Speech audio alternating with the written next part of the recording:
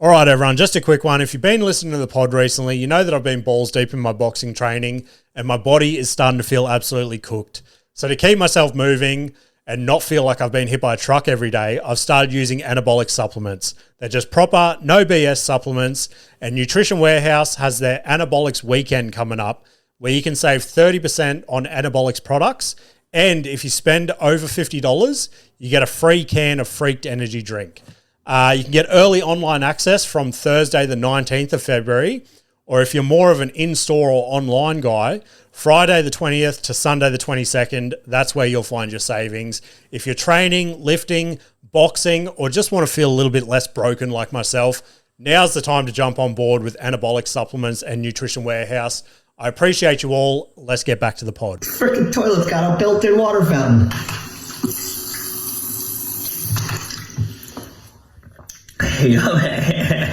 Oh, it's the kid getting words. Podcast on blast, giving you the real talk, no holding back. Can't get any worse, we'll make you see. There's always a silver lining. We'll set you free, so join the movement. Let's change the game with the Can't Get Any Worse podcast. What's going on, everyone? Welcome back to the Can't Get Any Worse podcast. How are we all today? I hope we are well.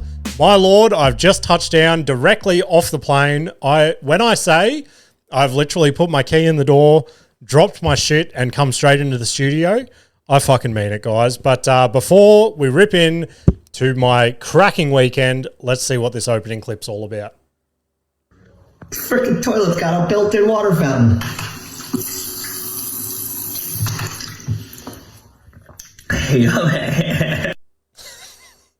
You know your life's on the right track when your toilet doubles as a hydration station. My God, I wish my hotel in Sydney had that over the weekend. And what a segue, ladies and gentlemen. Let's get straight into it. As we all know, went down to Sydney for the weekend. UFC 325, my first live UFC event ever.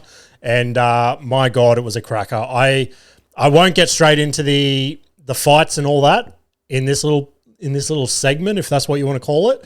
I'll touch on that in my usual positioning of the episodes towards the end of shit that I've consumed and usual UFC recaps. But, oh God, I already feel all over the shop, guys. You're going to have to bear with me.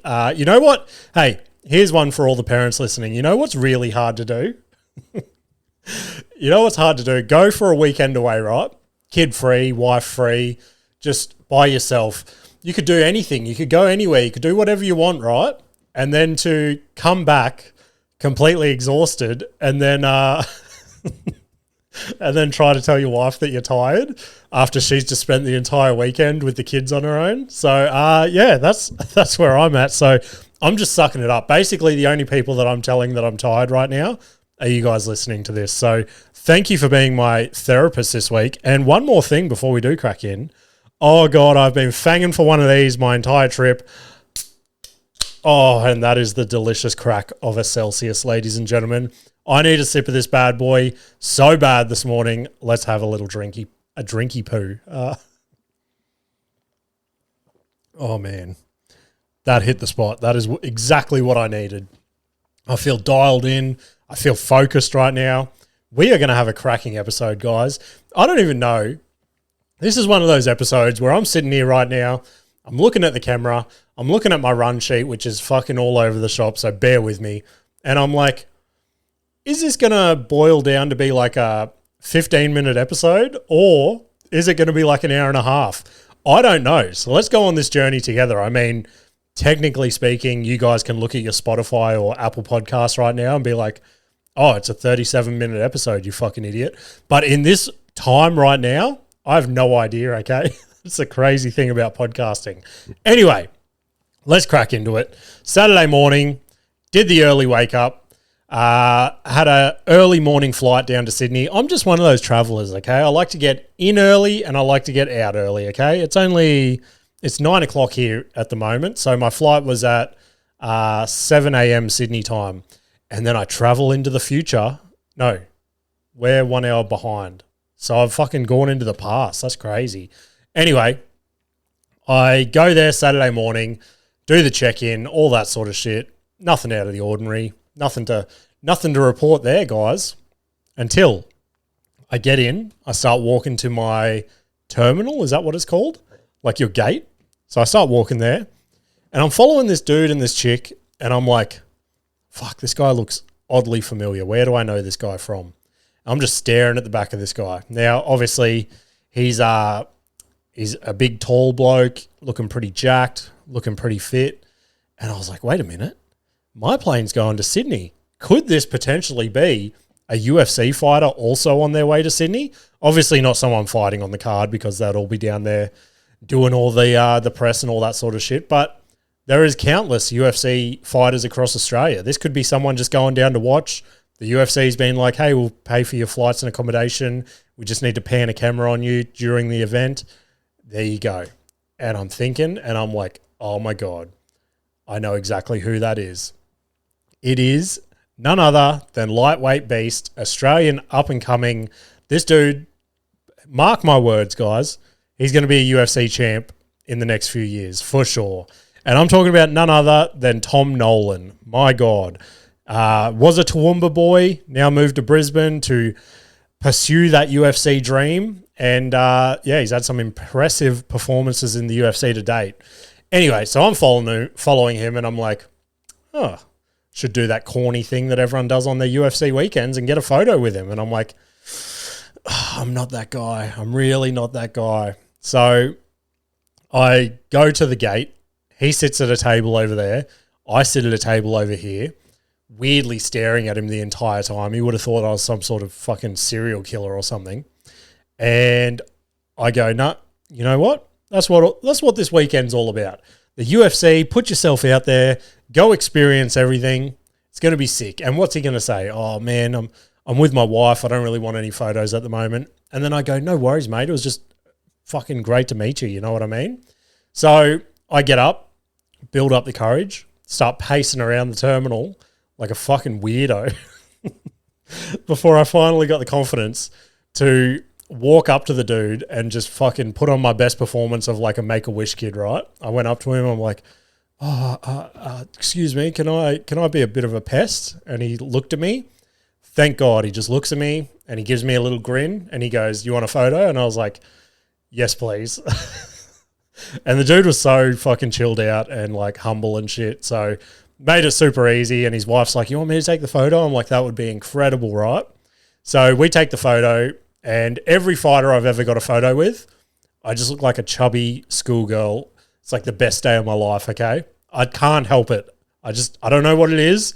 It just, the excitement and shit just overcomes my body. And as cool as I try to play it in photos, just doesn't come across. So I go, thank you so much. We talk for like, I don't know, 10, 15 seconds, blah, blah, blah, the usual shit. And I go, all right, no worries. Have a good one. I walk away, right? I'm walking away.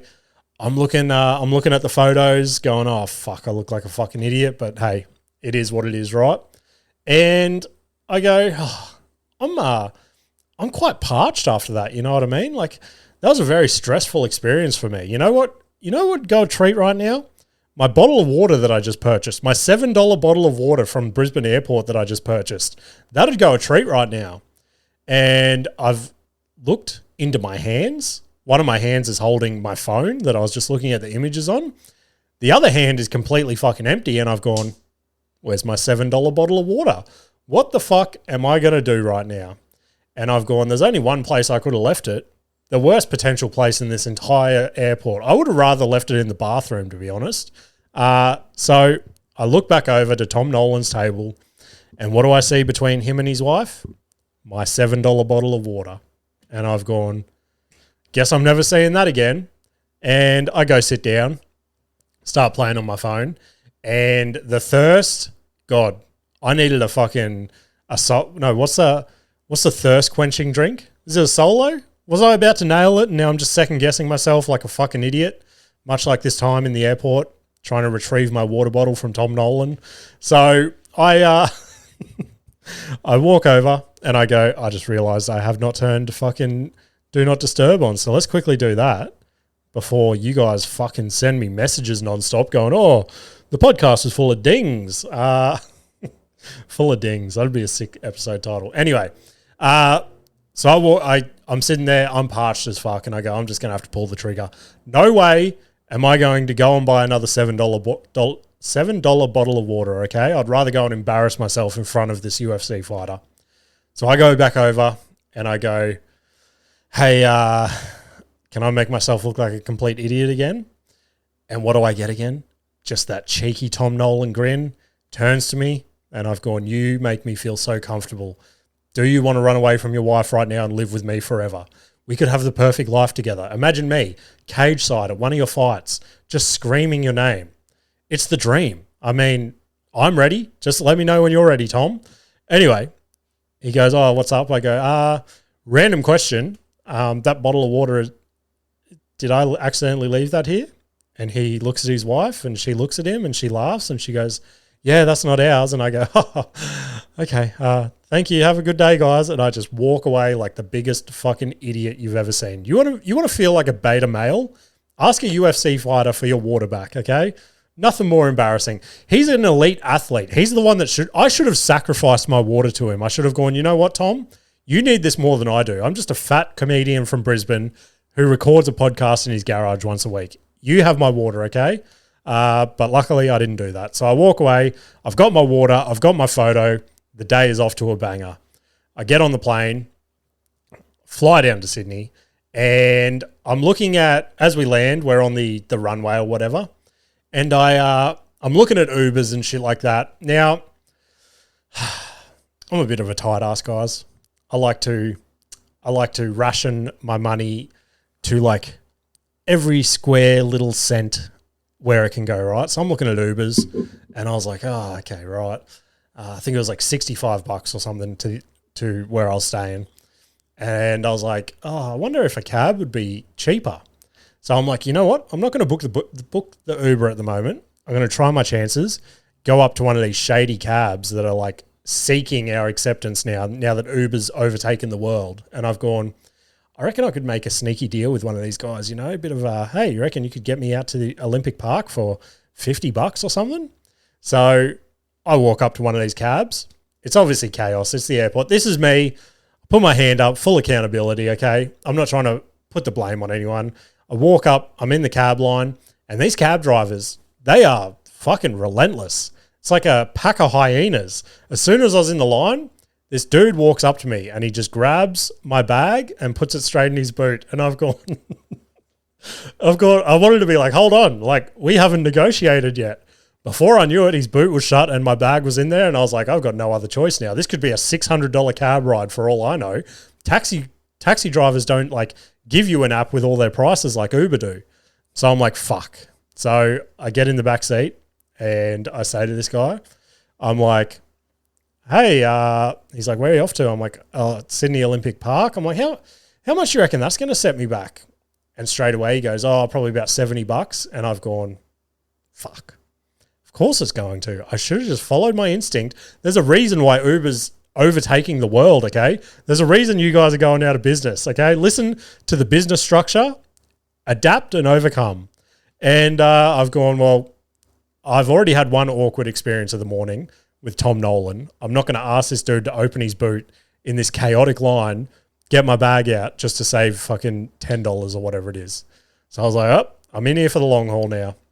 Now, this cab driver, I don't know about you guys. I'm not much of a talker in cars. I like to just zone out. Like when I'm driving myself, just crank the music, zone out, get to your destination and go, how the fuck did I get here without crashing, you know?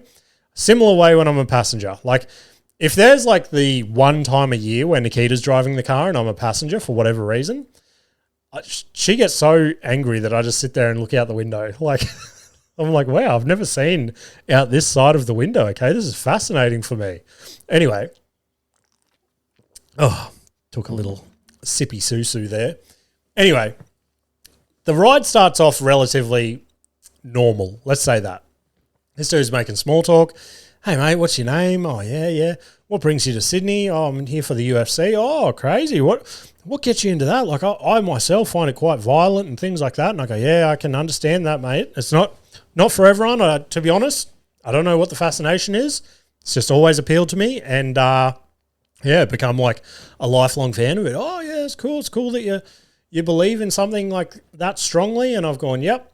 And this is where the ride took a turn, okay? And hey, guys, this is how confident this guy made me feel, okay? He made me feel so confident that I was about to say, I'm actually a comedian and podcaster. Like if you're ever bored on your drives around Sydney, there's a cool podcast you could subscribe to and give me an extra download a week. You know what I mean? I was about this close to just giving him that bit of information. Now, where this journey takes a very big turn, unfortunately, it was also after this happened.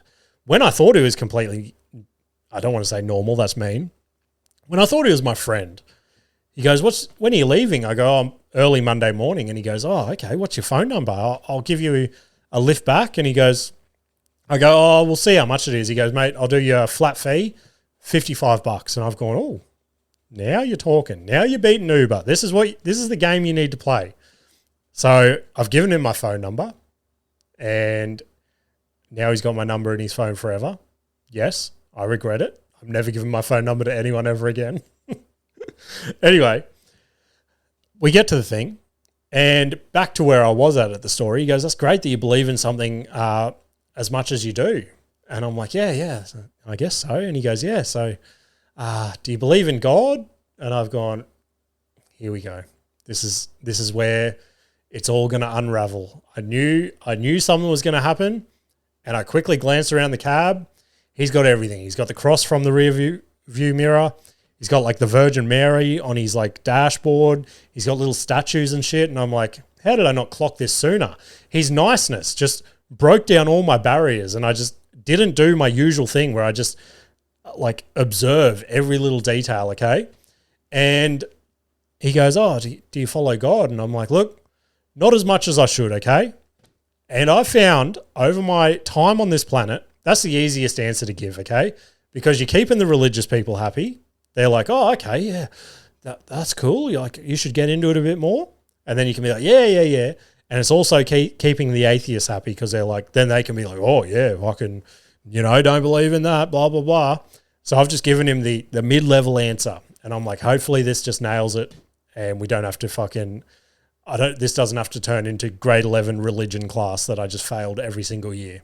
Anyway, he goes, oh, yeah, no, just the usual religion talk. And then he goes, have you ever heard of, to be honest, I don't even remember the name, okay? And I think that's a good thing because it scared the fuck out of me, if I'm being completely honest. He told me this kid's name and he goes, Google this kid when you get to your hotel room. And I'm like, yeah, I for sure will. I'm going to sit in my hotel room by myself and Google a kid. That's fucking, the feds will be knocking on my door before I even get to see the UFC. So I'm playing along and he goes, actually, just Google him now. And I've gone, fuck. Okay. So I Google this kid, comes up, all this, again, I don't want to be mean, but all this kind of weird shit, okay? There's like drawings with ash and like fucking real, when you, oh God, I'm getting myself into a fucking hole right here. When like, say a school shooting or something happens over in America and they release the kid's Instagram and it's a little bit out there, some weird symbols, army boots, they're always a big giveaway, all shit like that. Now that was this kid's Instagram and he goes, yeah, this kid predicted his own death. And I've gone, wow, okay. And then he starts to pump this kid up like he was Jesus reborn. That's how he was making it sound. And he goes, yeah, he started making all these oils and things like that. And the amount of people that it's healed, I can't even tell you. And I've gone, wow, that's crazy. He goes, it's healed me. I've gone, oh, it's good, mate. It's good. He goes, I've got a cross at home. He dipped the cross in the oil for me. It still seeps to this day. Every day I walk up to the cross and it just drips a drop of oil for me. And I've gone, that's crazy. That's good that that's working out for you. And then he goes, you know what? This kid's house is actually open to the public now. How about I just take you straight there instead of your hotel? And then I'll take you to the hotel after. And I've gone, oh God, please let me out right now. I've never been that scared in a number of years. And so we keep making the journey and I'm trying to end the conversation. And all of a sudden, I think he got the vibe that I was just not into it because he reaches for his radio and turns up his Christian rock. And I've gone, thank you, Jesus. I've never been so religious in my life. The big man was shining down on me that day. My God. But anyway, where to next? Oh, that's right. Finally get there. And look, get to my hotel. It's around 8 a.m. at this stage. My check-in's not till 2. And I've gone, oh, what the fuck am I going to do? And he's dropped me at the hotel door anyway. So I'm like, let's try our chances. It's never happened for me before, but let's see how we go. So I walk up to the reception and I go, hey, I'm very early. I understand that. I go, I'm just seeing what my chances are that my room's ready early. Knowing that like I was staying at Olympic Park. I was staying literally at the closest hotel you could get to fucking Kudos Bank Arena. So I'm like, this place is going to be jam-packed.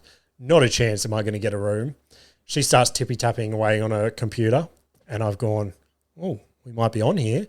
Then she gets a negative look on her face as if, like, it's not going to be ready. And she goes, let me just check something, actually. She goes, are you a member with us? And I've gone, I don't think so, but maybe. I'm like, let's see if the man in the cab might be shining down on me again. I go, I'm not too sure. She goes, what's your email address? I'll just quickly check. And my Lord, was he shining down on me again because I gave her my email address. She goes, oh, you only stayed with us back in November. Now, we stayed at the same chain, but not the same hotel when we went to Sydney the end of last year. And she goes, oh, yeah. No, let me see what I can do real quick. And she goes, you know what? I could make a room available for you right now. And I've gone, oh, you are joking. So got into my room early and I'm sitting there and scrolling on Instagram as you do. And I see that the UFC meet and greet is happening at Universal Store at Parramatta. So I jump on my phone. I'm like, how far away is Parramatta? And Google it. It's like a 15-minute drive. And I'm like, oh, that's not too bad. Jump on Uber again. I don't call my taxi mate. And it was like $40 or something. I'm like, bro, what is going on? So directly beside my hotel was the train station. And I've gone, quickly jumped on Google. How much do trains cost in Sydney? I don't fucking know. Here's a crazy thing that I searched on the phone, on the train as well. How much do you reckon it costs to buy a train? This is what happens when I go on trips by myself. I just spend the whole time Googling random shit like that. For those of you that were playing along at home, if you want to invest in a train, it is going to set you back somewhere between 15 million to 40 million, which I found quite fair, to be honest. Like, I was looking around the train. There is a lot of work that goes into those. So any investors want to come on board, maybe we could get a can't get any worse train. Who knows? But anyway, I go to the train station. It ends up telling me it's going to cost me $3 to get from Olympic Park to Parramatta. And I'm like, fuck yes, let's do that. Get to the train station, completely fucking bare. And I'm like, and there's no like ticket booths. And I'm like, how do I get on this train? Eventually, some dude comes out of his office. So I sprint up to him. I'm like, hey, mate, trying to get to Parramatta. What do I need to do? He's like, oh, just tap your FPOS card on this thing. I'm like, this sounds sus, but sure, let's go. Here comes a $300 trip around Sydney because I forgot to tap off. And I go, okay. And then he goes, catch the train to Lidcombe. The only way that I know Lidcombe Station is from Trent from Punchy. So that's been on my bucket list since 2008 to go and visit that train station. And I'm glad I did. Funny thing is, I got to visit it 3 times that day because this bloke goes, when you get to Lidcombe, you want to go to platform 4, jump straight on that train. That'll take you straight to Parramatta. And I'm like, okay, easy enough. I do exactly what he's told me to do. And we get to like 4 stops like down the line. And I'm like, this isn't matching up to what I was researching in my hotel room. So I jump on, I'm going the opposite direction. I'm like, you fucking idiot. So I get off the train, catch the train all the way back to Lidcombe again, and ask another dude on that platform now. I go, hey, trying to get to Parramatta, where do I need to go? Jump on that train on platform 2. You'll get straight there. Get on that. Guess what, guys? Wrong way again. All the way back to Lidcombe Station again. This whole fucking train journey cost me like an hour or so. I was fucking so dirty. Fuck you, Sydney public transport. Anyway, finally get to Parramatta Station. Get to the meet and greet. This line is wrapped around blocks and blocks. And I've gone, you're kidding me. it can't get any worse. Shameless show plug right there. And I line up and I'm like, I don't know if I want to do this so bad. So the 3 fighters that were at the meet and greet, none other than my airport buddy, Tom Nolan. Already met him, but hey, why not pop in again? Carlos Pratos, fucking huge name in the UFC at the moment. He is seen as one of the next champions. And our boy, you guys have heard me pump him up 6,000 times. This was the reason that I went, to be honest. New champion Joshua Van was going to be there. And I was like, you are kidding me. I'm going to go get a photo with this legend. So I'm lining up. I'm there for maybe another hour, right? In the blistering sun. And the media manager from Universal comes out and she's like, oh, I'm just working my way back from about halfway, letting you guys know there's a high chance you guys aren't going to get in. The fighters have got like a set leave time, all this shit. And I'm like, oh, God. So I stand there for like another 15 minutes. And when I say the line hasn't moved, I fucking mean not even like a shuffle of the feet. The line was not going anywhere. So I've gone, oh, fuck this. And I just bailed. So it was at a Westfield. So I'm like, I'll just pop into the Westfield, go to the toilet before I start this train journey back. And went to the toilet and I'm like, fuck it. Let's just walk past Universal. I might just get a glimpse of the guys, you know? That's enough for me. That'll keep me happy. Walk past and who do I see out the front, keeping the crowd happy until the fighters get there? None other than our friend John Wayne Parr. Absolute Aussie legend. Just there, shaking hands, kissing babies, just fucking as happy as he's ever been. And just getting photos with people, just trying to calm the scene until the fighters rock up. And I've gone, oh, this will be sick. Imagine. This is perfect world in my head. John Wayne Parr clocks me walking past. We shake hands. He goes, brother, sneak in, you know. I'll put you on the list. That didn't happen, unfortunately. Shot John Wayne Parr a message. I'm like, hey, I saw you at Universal. Hopefully I'll run into you at the fights tomorrow. He's like, again, just the happiest fucking reply. And then what happened? Oh, then I was just kicking it out the front of Universal. There was like a big crowd there, so I was just blended into that. And I was like, fuck, all right, I'm just going to start this journey back. I walk back through the crowd, and to my right, I see a woman smiling at me. And I've gone, this doesn't usually happen. This has never happened in my life. I mean, it happened in grade 11 when Nikita smiled at me and I was like, that's it. I'm tying you down for the rest of our lives. Since then, nothing, you know. Anyway, I glance over. Who is the woman smiling at me? You would never fucking guess. Tom Nolan's wife, leaning against a pole with one of her friends, just smiling. And I smile back. I walk over and I go, I'm so fucking glad I got my photo at the airport this morning.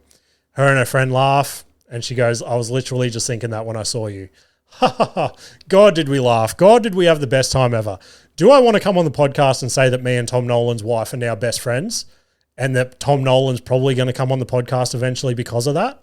Yes, that's exactly what I want to say, guys. But yeah, let's see if I can fumble that. But yeah, let's get on to some other stuff that has happened just in my regular life. Like I said, I'll get into the fights and all that sort of shit further into the episode. But had a bit of a gay experience this week, guys. First gay experience in a very long time. And it all happened at the gym. Now, it's been a while between gym stories, okay? My little friend that used to just hassle the fuck out of me, I don't know where he's gone. I don't know if he's lost track of his fitness journey or something, but doesn't go to the gym anymore. And to be honest, I'm quite relieved. It does not bother me in the slightest. So I go to the gym. I'm working out. That's right. It was Australia Day. So I went during the day. And when I got to the gym, I realized that the staff had set the sauna to come on because it was a Monday. Usually it's not on weekends and public holidays. So I text Nikita. I'm like, hey, you and the boys all good? I might kick around for another half an hour or so and have a sauna. She's like, yeah, sweet. So I do my workout. While I'm working out, I clock this dude every now and then. He seems, I don't want to say he's following me around the gym, but it seemed that everywhere I was, he was. And every time I looked at him, felt like he was looking at me.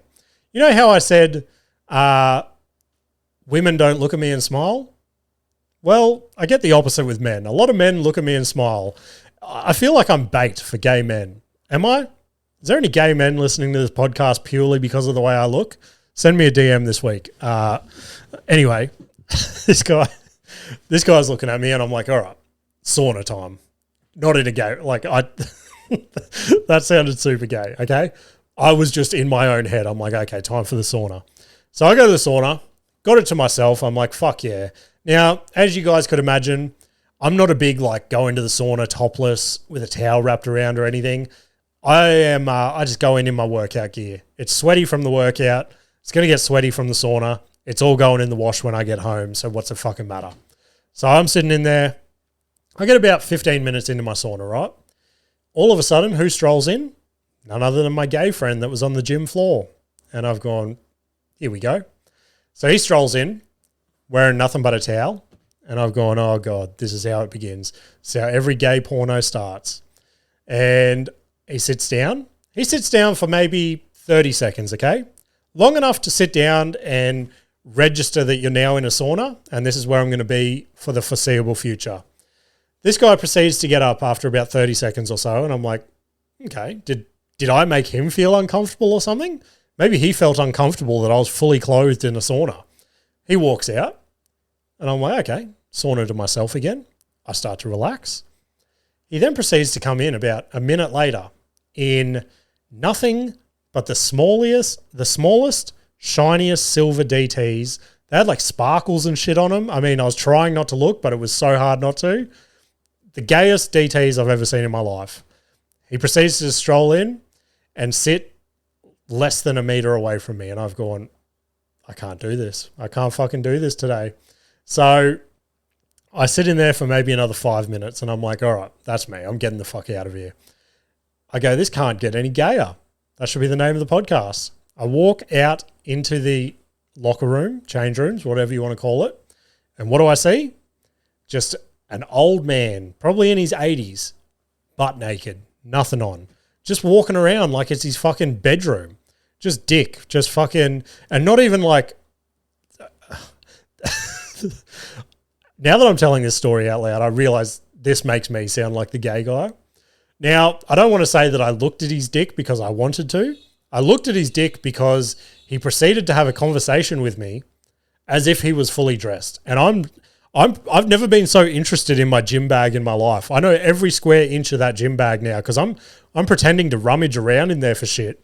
And this dude's just staring at me, face fronting me with his dick just there. And I was like, brother, I can't do this. This is fucking the worst gym session of my life. So yeah, if that stuff intrigues you, shoot me a DM. I'll tell you which gym I go to and you can come check it out.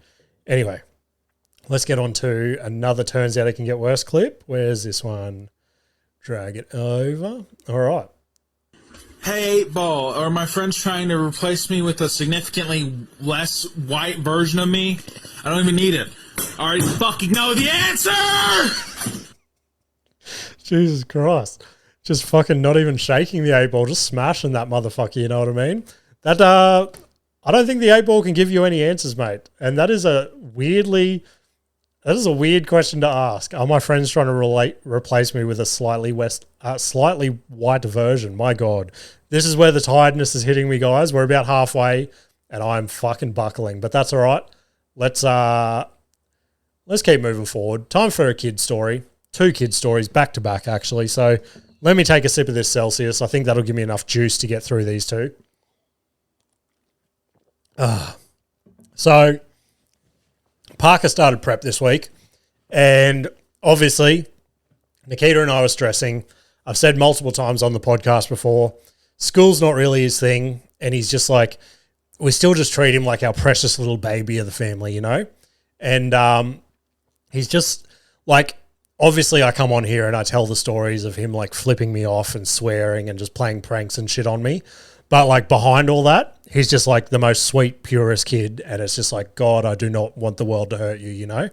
So Nikita and I are stressing. We're like, oh, it's going to be a new environment, new teachers, new friends, all that sort of shit. And he only just got used to going to kindy last year, like at the end of it.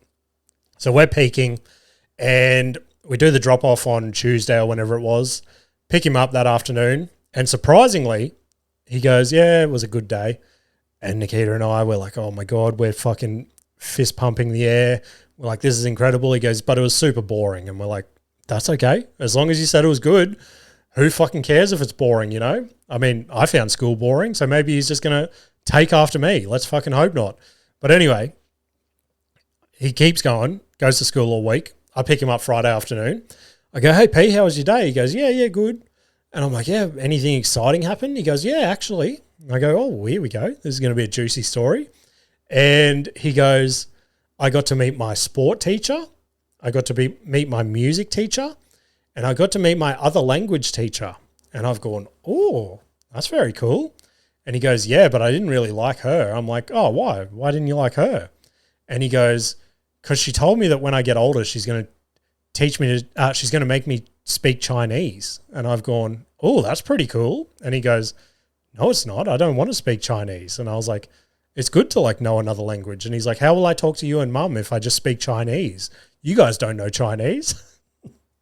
And I've gone, oh, I go, she's just going to like teach you to speak Chinese. Like you can still speak English as well. So like you can still speak how you're speaking right now. And he's like, he thought for a second and he's like, oh, okay.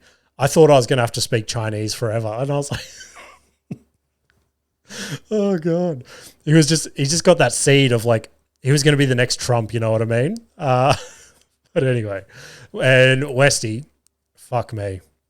Westy's birthday is coming up on the 12th of Feb, and we've been trying to nail down with him. We're like, what do you want to do this year? Obviously, we've done the birthdays every year, and now he's getting to the age where lots of his friends are having like sleepovers and just like day events with their friends, if that makes sense, like go-karting or just random shit like that. So we said to Westy, we're like, what do you want to do? You want to do a party this year? And he's like, oh, what if I just get a friend over and we go like go-karting or something and then they have a sleepover? And Nikita and I are like, fuck yes, that sounds way cheaper than a party. So I go, okay, who do you want to invite? He rattles off his friends and we go, okay, you pick one and that's who you can have. And he's like, okay. School starts. He goes to school and Nikita gives him the job of inviting his friend. And then we go, if he's sweet with it, then we'll ask his parents and things like that. And Westy comes home from school. And we're like, did you ask him? He goes, yeah, he's keen. And we're like, oh, okay, we'll message his parents. And then Westy sort of looks at us awkwardly and he goes, yeah, but got some bad news as well. And we're like, okay, what's the bad news? And he goes, well, I kind of told him around all the other boys and now like 5 other kids think they're coming. And I've gone, wow, that sounds like a you problem because no way am I paying for fucking 5 kids to go go-karting and then come and sleep here for the night. That just sounds like chaos. It is already enough with you and your brother. I'm not having 7 boys in this house just running amok. You know what I mean?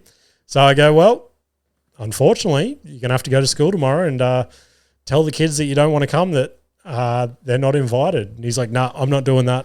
And I was like, well, sometimes in life you got to do shit that you don't want to do. So here's your first little lesson. So I don't even know, to be honest, his birthday is probably going to come around. There's probably going to be like 100 kids in my house, but I will, I'll keep you guys posted on that one. Last little story before we rip into my week in comedy and all that sort of shit. I've had a terrible week of like sleeps and shit and just feeling tired and stuff like that. Like on Wednesday night, I just had the same nightmare 3 times of just getting shot directly in the face, okay? Crazy shit. Like the bang and the flash in each one of these nightmares, so realistic. Like the type of shit where you just sit up in bed, like hyperventilating. I'm like, what the fuck just happened? Like felt so real. And I was like, okay, crazy. So I had a shit sleep. Thursday night, just tossing and turning, not wanting to go to sleep. I don't want to get shot in the face again. You know what I mean? That's not fun. So I finally fall asleep. And all of a sudden, I wake up and to successfully do my morning, I've got to have left the house by 4:20, okay? That gives me enough time to go to gym, get changed, go to work, and be at work with like 2 minutes to spare. I've got it dialed in. I shoot up out of bed, look at my phone, and I just see the last 2 digits, 45, and I've gone, you fucking idiot, you've slept in. So I shoot out of bed, quickly get dressed, race to the gym, because I was like, it was at the point of the morning where I was like, I sort of don't have time for gym. But if I go to work and don't go to gym, I'll be the biggest cunt at work that day. No one will want to come near me. I won't be able to talk to anyone. So I'm like, you know what? It's going to be worth being half an hour late. I'll just text my boss and be like, hey, I'm running late, blah, blah, blah. So I go to gym, start working out, and I'm just doing this power workout, right? I'm trying to cram my hour workout into like fucking, I don't know, 15, 20 minutes, whatever I've got. So I get like 10 minutes in. I've smashed all this shit. I'm supersetting everything, just combining workouts just to save time. I look down at my phone randomly and I see the number 2:15. And I've gone, what the fuck? That doesn't make sense. Thought my phone had like randomly set to Sydney time early or something. I don't know what's going on. And I've gone, you fucking idiot. You looked at your phone and it was 1:45. You just saw the 45, started panicking, stressed the fuck out, and fucked your whole day because of it. So ended up getting to work early. But hey, it's not all bad news because I got a little early mark from it. So what a good Friday, you know? But anyway, let's break out of this fucking rambling with another turns out it can get worse clip. Press play. Imagine getting sucked by that thing, bud. Oh, fuck, I'd nut so quick. Jesus Christ. That fish has seen some things, I'm assuming. I do not want to know what happened after the camera switched off right then. I guarantee he stuck his dick in that fish's mouth, you know what I mean? Anyway, moving on.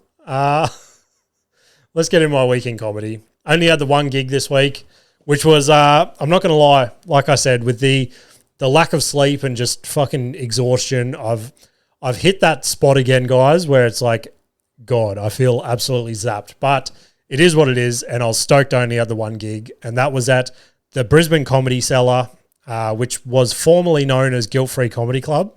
A bit of a change in ownership, rebranding, all that sort of stuff. So it only launched last week. So I was on their Friday night show.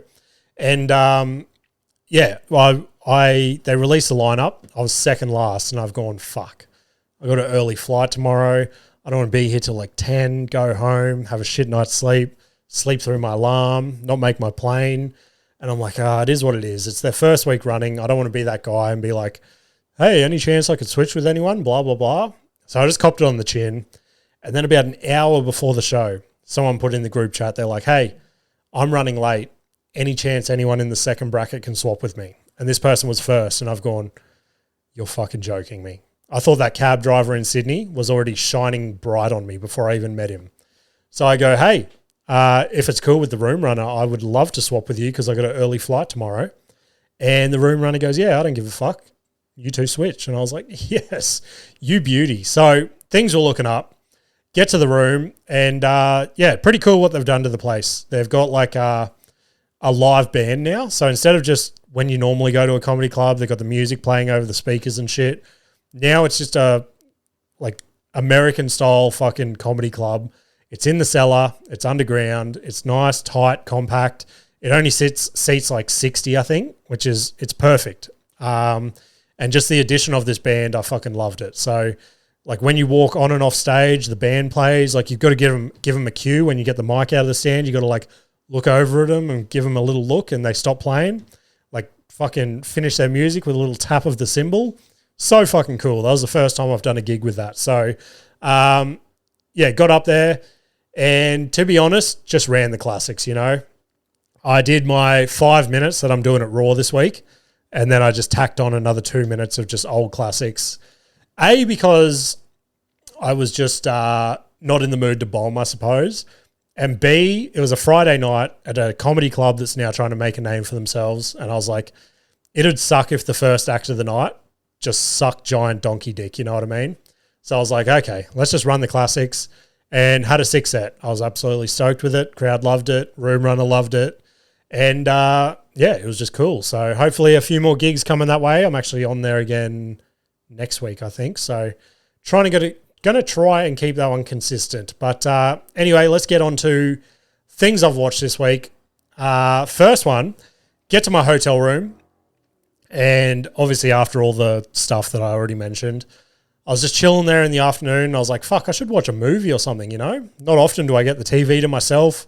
No wife, no kids, button in. So I was like, okay, flipping through. None of the movies I really felt like watching. And I went to TV shows. First one that popped up, Summer High Tie. And I was like, you fucking beauty. That is the exact mood that I'm in for right now. Haven't seen it in so many years. So I put it on. And my God, Chris Lilly is the biggest he's the biggest export in Australia, you know? He was fucking crazy. And just the dickheads that cancelled him and stuff. Like, go back and watch Summer High Tie. Okay, I'll admit, maybe there's some jokes and shit in there that by today's standards, not so great, okay? But if you go into it just wanting to have a laugh, it's funny as fuck, okay? I wish I had $1 million to just go to Chris Lilly right now and be like, bro, you and me, let's make whatever show you want to make. Who gives a fuck about like the backlash or whatever? Let's just do it. So absolutely nuts. If you haven't seen it for a few years, go back and watch it. Just pure childhood memories. Like every line and shit, it would just take me back to like grade 11, grade 12, because that was live when I was at high school. So you'd watch it on the ABC, then you'd go to school the next day and the whole playground would just be like just reciting quotes from last night's episode. But yeah, so fucking good. Anyway, that's right. Cram one more, turns out it can get worse clip before my UFC 325 recap. And this is the perfect tie-in because it is a UFC fighter. We all know him. Bryce Mitchell. Where is my fucking... There we go. I'd rather deport the gays than the Mexicans. Hell, at least we'd still have our food, our roads, and our homes. And if we sent the gays to China, it would actually weaken them, and then they couldn't invade us. Is that not brilliant? Wow. Just sit for a minute and just let that quote breathe, okay? Wow. Bryce Mitchell, just the most fucking conspiratorial weirdo in the UFC in this time, you know? Some thoughts should stay inside the tinfoil hat. Crazy thing about that is I've spoken about China and gays on this episode. So am I as bad as Bryce Mitchell? Am I Australia's Bryce Mitchell? That's what I'm asking you. But anyway, let's get on to my UFC 325 recap. So, yeah, I suppose let's kick it all off. I don't know whether I start with like my experience at the UFC or just get straight. Yeah, let's start with that. Fuck it. So first of all, obviously I was fucking pumped. This is like bucket list shit for me. The biggest thing I've probably ever wanted to do was go to a UFC event live. And Volkanovski, my favorite Australian fighter, up there with like my favorite fighter of all time, he was headlining it. And I was like, this is the perfect storm. And then it all just fucking came together and went down there. And a lot of people, a couple of you guys messaged me actually, and they're like, oh, it's weird when you go to a live event because you don't get to hear the commentators and shit like that. And a big thing I watch the UFC for is for all that. I love hearing like DC, John Anik, Joe Rogan, all those people break down the fights because like a lot of the time something's happening and you don't know what's going on and they'll break it down. You'll be like, oh, fuck, okay, sweet. So I was like, okay, but that's sweet. Like, whatever. I can adjust to that. And what replaced that, which I thought was fucking sicker, to be honest, was just the crowd there. It was absolutely insane. Just non-stop chants, just pure Australian crowd, just yelling out shit. Like to the non-Australian fighters, they're just chanting their name and like calling them a wanker and shit like that. And I'm sitting there basking it all in and I'm like, how does this not get through to the broadcast, you know? Because it was loud as fuck in there. And, yeah, just it was absolutely unreal. Just the pops that each fighter got, insane. I honestly don't know if I've had like how long was I there for? Like 10 hours or something? I don't know if I've ever had a 10-hour period in my entire life where I've literally had that many goosebumps on my skin. Like, it was, the whole experience was fucking nuts. And just running into people, like I finally saw John Wayne Parr there. We crossed each other, said hello, and we're talking for a bit and everyone was asking for photos. And I was like, you know what? Let's just play it cool, okay? I've had my photo with him. let's just leave it on good terms. And that's sort of how I decided to treat the entire day. And that's like why I didn't get many photos with fighters or anything like that. But the amount of like celebrities and shit that you just pass there, it's like, what is going on right now? Ex-UFC fighters, George Rose was there, Anthony Mundine, R. Willie was there, Matt Rife fucking was there. Insane shit. But yeah, it was cool the amount of people I got to meet. I wore my IBC shirt. I was not going to do it, and I was like, fuck it, let's just do it. The amount of people that stopped me in the hallways, and they're just like, oh, fuck, that's that new like fight league. And I'm like, yeah, and then talk to them for like a minute or so. Absolutely unreal. So it was sick. Let's get on to the breakdown, I suppose. So Aaron Towle, let's start with that. My God, what a sad, sad scene. That guy basically fucked his entire UFC career before it really even got started. So I've been riding that guy for a little bit. Obviously watched him in Eternal. He's obviously a part of City Kickboxing with Adesanya and things like that. So he's always been in the background, and then he finally got his crack. And he did the old DC towel trick. So he went to weigh in, and he needed extra time for his cut. So the UFC is like, yeah, whatever.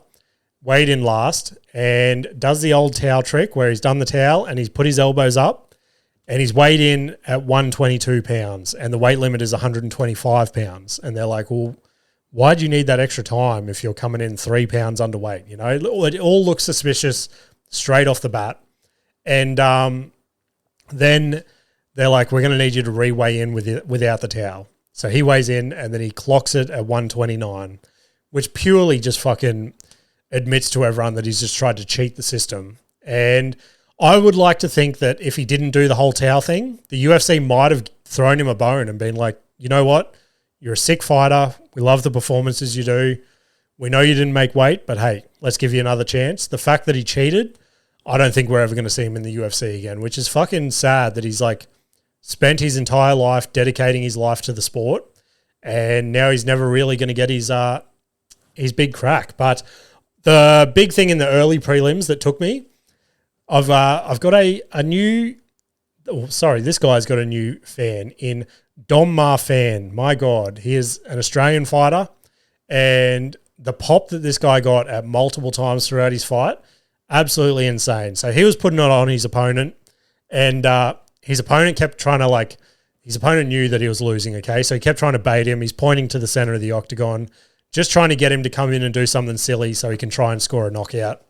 And Dom Marfan just fucking looked at him and did the double bird at him. My God, it was one of the most fucking sick things that I've seen since like Nate Diaz in the cage. And obviously the pop that got, unreal. And then he accidentally kicked him in the dick. So he's like, oh, I'm sorry. Ref gave him the timeout. He's sitting over in the corner for a couple of minutes. They come back out, kicks him in the dick again. And he's like, oh my God, I'm so sorry. It was like this guy's leg had just had a fucking heat-seeking missile for this dude's cock. Anyway, moving on. We get to, I'm not going to go through all the fights, but just the ones that intrigued me. Jonathan McAuliffe got a second round submission, which was fucking sick to see. Another Australian just doing great things down there. Our Logan City brother, Junior Tafa, my God, his walkout got a huge pop from the crowd.